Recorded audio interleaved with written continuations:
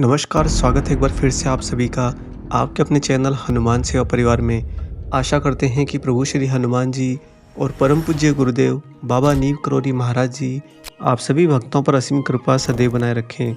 जब भी कोई मनुष्य बाबा नीम करोली महाराज जी को पूर्ण रूप से समर्पित हो जाता है, उनके पावन श्री चरणों में अपने शीश को रख देता है और अगर उस समय उसके जीवन में कोई विपरीत परिस्थितियां चल रही होती हैं, कोई संकट आए हुए होते हैं, किन्हीं कष्टों ने उसे घेर रखा होता है, तो महाराज जी ना सिर्फ उसे वर्तमान संकटों से बचाकर बाहर निकालते हैं, उचित मार्गदर्शन के द्वारा उसके जीवन को आगे की तरफ ले जाने में पूर्ण रूप से सहयोग देते हैं, अपितु आने वाले समय के अंदर, आने वाले कालखंड के अंदर कभी भी कोई भी दुर्घटना अगर उस वक्त के साथ घटने वाली होती है, कोई भी विपरीत परिस्थिति उसका इंतज़ार कर रही होती है, तो महाराज जी इसके लिए पहले ही उस भक्त को बचा लेते हैं।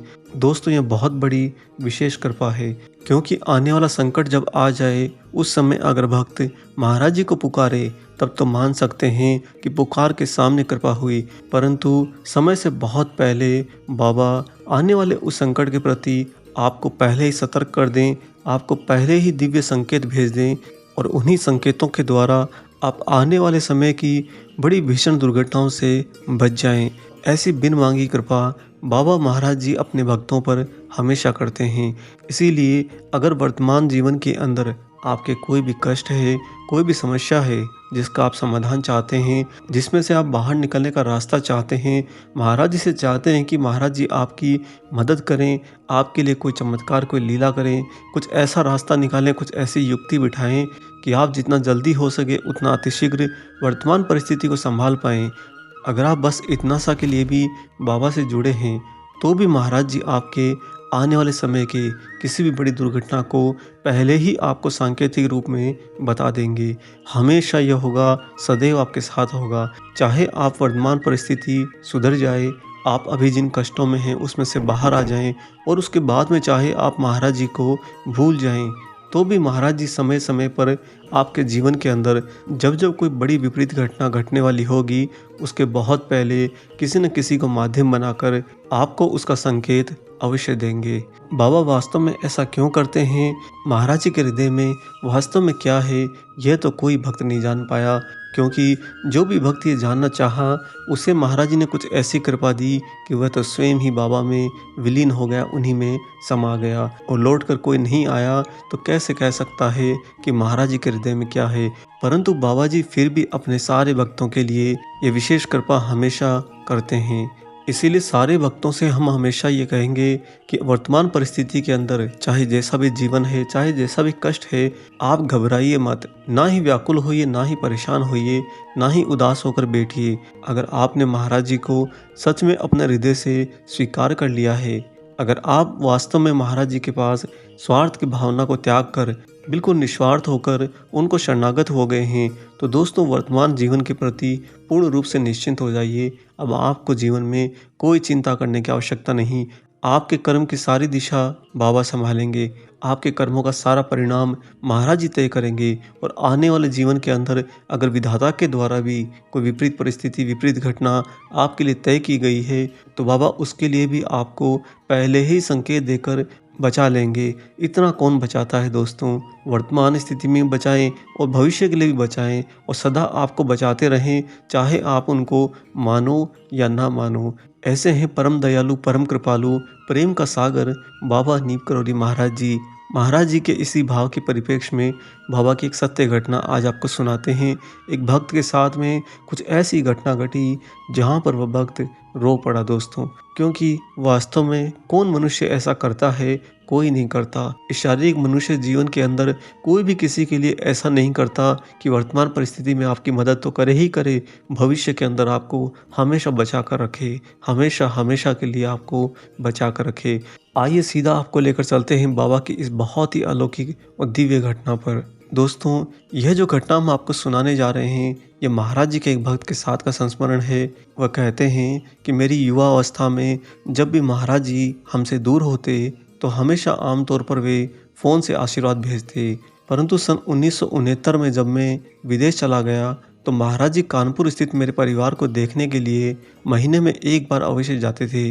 बाबा ने कभी भी मेरे परिवार को इस बात के लिए परेशान नहीं होने दिया कि अगर उनके घर का मुख्य सदस्य विदेश चला गया है कमाने के लिए, तो पीछे से उनके परिवार को कोई तकलीफ हो, कोई संकट हो। महाराज जी उनके घर पर हर महीने में एक बार इसलिए जाते थे कि परिवार हमेशा निश्चिंत रहे, परिवार हमेशा इस बात के लिए दृढ़ रहे कि बाबा बैठे हैं, फिर भला किस बात की चिंता। ये भक्त कहते हैं कि मैं उन दिनों जर्मनी में था और यहाँ पर जो मुझे नौकरी मिली थी उसके अनुसार मुझे जर्मनी में काफ़ी लंबे समय तक रहना था, और चूंकि ये पराया देश है अतः मैं यहाँ पर अपने एक साथी के साथ में था। थोड़े ही समय बाद में मेरे और मेरे साथी के मन में ये विचार आया कि हम लोग यहाँ पर क्यों ना एक कार खरीद लें, क्योंकि यहाँ पर जर्मनी में सबसे ज़्यादा दिक्कत आने जाने की होती है। अगर हम टैक्सी वगैरह लेते हैं तो हमारा इतना ज़्यादा खर्चा हो रहा था कि हमारे खाने पीने में दिक्कत हो रही थी। अतः हमने तय किया कि हम अपनी ही एक कार ले लेंगे, और जब हमें यहाँ का काम पूरा करके वापस अपने देश जाना होगा तब स्वदेश लौटने से पहले उसे यहीं पर बेच देंगे। इससे हमें कोई घाटा नहीं होगा, अभी तो हमें तो बचत ही होगी। जब मैं और मेरा साथी इस बात पर चर्चा कर रहे थे और अपना निर्णय बना रहे थे नई गाड़ी खरीदने का, तब हमने सोचा कि अगले ही रविवार तक हम एक कार ले लेंगे। साधारणतः शनिवार को हमारी जर्मनी के अंदर डाक नहीं बांटी जाती, लेकिन जिस दिन यानी कि रविवार को हम कार खरीदने वाले थे, उसके ठीक एक दिन पूर्व शनिवार के दिन पत्नी का मुझे एक पत्र मिला, और जब मैंने पत्र खोलकर देखा तो उसमें लिखा था कि महाराज जी घर पर आए हुए हैं। बाबा कह रहे हैं कि तुम्हें वहाँ जर्मनी में कार नहीं खरीदनी चाहिए। यदि तुमने वहाँ पर वास्तव में कार खरीदने का कोई विचार किया है, अकेले या अपने किसी मित्र के साथ में, तो महाराज जी की आज्ञा के मुताबिक उस विचार को अभी से त्याग देना। ये भक्त कहते हैं कि पत्नी का वह पत्र पढ़ने के बाद में, चूँकि महाराज जी की आज्ञा थी और मैं बाबा को बहुत मानता था, अतः बाबा की आज्ञा का अनुसरण करते हुए मैंने कार खरीदने का इरादा त्याग दिया, और इसकी जानकारी मैंने मेरे उस मित्र को भी दे दी। साथ ही मैंने यह भी निश्चय किया कि अगर मेरा मित्र कार खरीदने के लिए जिद करता है, अपनी हट पर कायम रहता है, तो मैं उसके साथ उसके इस निर्णय में नहीं जाऊंगा। दोस्तों, ये भक्त बताते हैं कि हुआ कुछ यूं था कि जब मैं और मेरा मित्र जर्मनी में नई कार खरीदने की योजना बना रहे थे, नई कार खरीदने का विचार कर रहे थे, उन्हीं दिनों महाराज जी एक सुबह हमारे कानपुर वाले आवास पर कैंची धाम से आ गए और मेरी पत्नी को इस आशय का पत्र लिखने के लिए कहा। उन्होंने मेरे बारे में मेरी पत्नी से कहा कि वह वहाँ पर कुछ बेवकूफ़ी का काम करेगा, तुम उसे पत्र लिखकर मना कर दे। इतना कहकर महाराज जी घर से चले गए, परंतु 2 घंटे बाद ही बाबा अचानक से फिर से आ गए और महाराज जी ने मेरी पत्नी से जानकारी मांगी कि उन्होंने वह चिट्ठी लिखकर मुझे भेजी है या नहीं भेजी। मेरी पत्नी को इस बात का किंचित मात्र भी अंदेशा नहीं था कि बाबा जी एक पत्र लिखने के लिए इतनी जिद करेंगे। मैंने तो सोचा था कि 1-2 दिन में पत्र लिखकर अपने पति को भेज दूंगी, परंतु उसी दिन जब महाराज जी 2 घंटे बाद में वापस लौट आए और उन्होंने तो आकर यह भी कह दिया कि अच्छा, जब तक वह चिट्ठी लिखकर तुम डाक में नहीं डाल दोगी तब तक मैं यहीं पर रहूँगा। अगर तुम ऐसा नहीं करोगी तो इसमें बहुत बड़ी देर हो जाएगी। महाराज जी उस दिन वास्तव में तभी गए जब पत्र लिखकर मैंने डाक में डाल दिया। आगे ये भक्त कहते हैं कि हमारे भौतिक जीवन की दिनचर्या को अगर देखा जाए तो वास्तव में पत्र मुझे रविवार की छुट्टी निकालकर सोमवार के दिन मिलना था, परंतु महाराज जी की परम इच्छा के कारण यह हमें रविवार से ठीक एक दिन पहले शनिवार को उचित समय पर मिल गया। और साथ ही ये भक्त यहाँ पर यह बात भी बताते हैं दोस्तों कि जर्मनी में जहाँ ये रहते थे वहाँ पर ऐसा पहला और अंतिम बार हुआ कि शनिवार के दोपहर को डाक बांटी गई। ये कहते हैं कि मैंने यहाँ के पोस्ट ऑफिस में चेक किया, उनके इतिहास में ऐसा कोई दिन नहीं जिस दिन शनिवार को डाक बांटने की आज्ञा दी गई हो।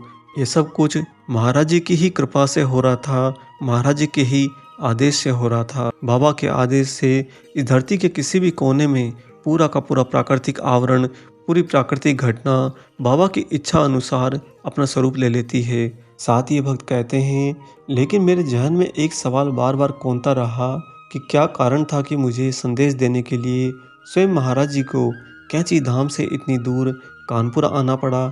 आखिर उन्हें मेरी सुध कैसे हुई, कार खरीदने से क्या वास्तव में मेरा कोई बहुत बड़ा अनिष्ट हो सकता था? जैसा कि बाबा ने कहा उस दिन मेरी पत्नी को कि अगर तुम अभी पत्र लिखकर नहीं भेजोगी तो इसमें बहुत देर हो जाएगी। हो सकता है कि मेरे जीवन का सबसे बड़ा संकट उस समय मेरा आने वाला समय अपनी बाहों में समेट कर ला रहा हो और वह महाराज जी के मेरे प्रति प्रेम के बिल्कुल विपरीत था। हो सकता है कि बाबा आने वाले जीवन के कालखंड में मुझसे कोई ईश्वरीय कार्य करवाना चाहते हों, कोई ईश्वरीय सेवा करवाना चाहते हों। इसीलिए जीवन के उस कालखंड में जब बड़ी दुर्घटना मेरा इंतज़ार कर रही थी, या यूँ कहिए कि मेरी तरफ बड़ी ही तेज़ गति से दौड़ती हुई आ रही थी, तब बाबा ने समय रहते कैंची धाम से इतना दूर कानपुर जाकर मेरे परिवार को सतर्क किया और मुझे आने वाले समय से बचा लिया। ये भक्त कहते हैं कि सारे प्रश्न मेरे हृदय में उठे तो जरूर थे, परंतु मैंने इन्हें अनुत्तरित ही छोड़ दिया। मुझे सिर्फ इस बात से आनंद की अनुभूति हो रही थी कि मुझ पर महाराज जी की वास्तव में अति कृपा है और जब तक उनकी कृपा रहेगी मुझे तो जीवन के अंदर कोई हानि नहीं हो सकती। वर्तमान तो छोड़िए, भविष्य की भी कोई हानि नहीं हो सकती। तो देखा दोस्तों आप सभी ने किस तरह से एक भक्त जो बाबा से जुड़ा हुआ था, महाराज जी ने उसके वर्तमान जीवन को तो पूर्ण रूप से संभाल रखा था। उसके वर्तमान जीवन को उचित मार्गदर्शन देकर उसे जीवन के अच्छे मार्ग पर प्रशस्त कर रखा था। परंतु इसके साथ ही बाबा उसके आने वाले जीवन कालखंड में जो भी बड़ी से बड़ी घटना उसके लिए प्रतिकूल होकर आती है, बाबा समय रहते अपने भक्त को बचाने के लिए दौड़ चले जाते हैं। चाहे महाराज जी को कितनी ही दूरी तय करनी पड़े, चाहे वह भौतिक जगत की हो, चाहे वह अलौकिक जगत की हो, बाबा अपने किसी भी भक्त का आने वाले भविष्य में कोई अनिष्ट नहीं होने देते। इसीलिए आप भी अपने जीवन के अंदर अगर महाराज जी से जुड़े हैं, आज के समय में हो सकता है कि कुछ ही समय से या फिर कुछ वर्षों से आप बाबा से जुड़े हों, महाराज जी की कृपा हुई जो आप महाराज जी के संपर्क में आ गए।